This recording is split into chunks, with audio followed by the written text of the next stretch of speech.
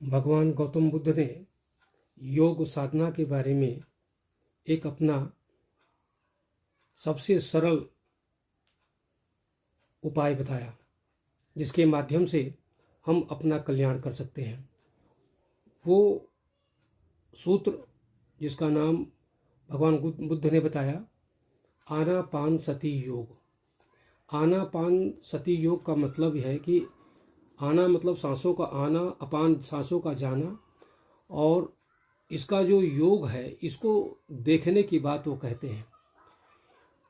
तो जब हम सांस लेते हैं तो भगवान बुद्ध कहते हैं कि सांसों को आता हुआ देखो, फिर सांसें एक क्षण भर के लिए रुकती हैं, और फिर सांसों को जाता हुआ देखो, और फिर सांस एक सेकंड या बहुत कम समय के लिए बाहर रुकती है और फिर से आना और जाना।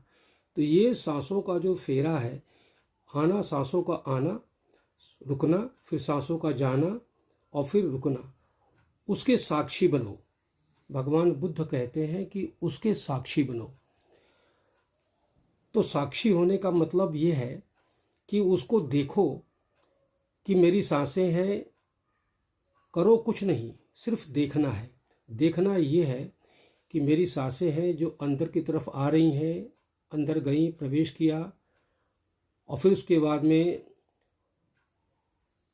बहुत कम समय के लिए रुका, और फिर वहाँ से वापस सांस जो है होती है, फिर बाहर कुछ समय के लिए रुका। इसको सिर्फ देखना है एज ए विटनेस। जब हम ऐसा करते हैं, इसको बोलते हैं साक्षी भाव।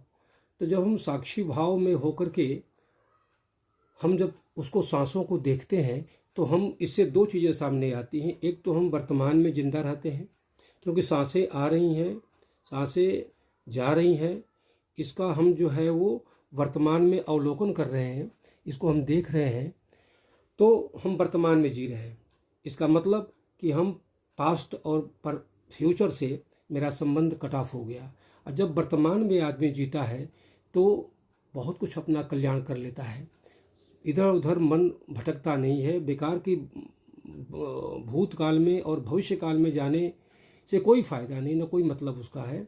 वर्तमान में जिंदा रह पाना, वर्तमान की बातों में ही रहना, वर्तमान में ही जिंदा अपने आप को देख पाना बहुत बड़ा अचीवमेंट है। ये भगवान बुद्ध ने बताया।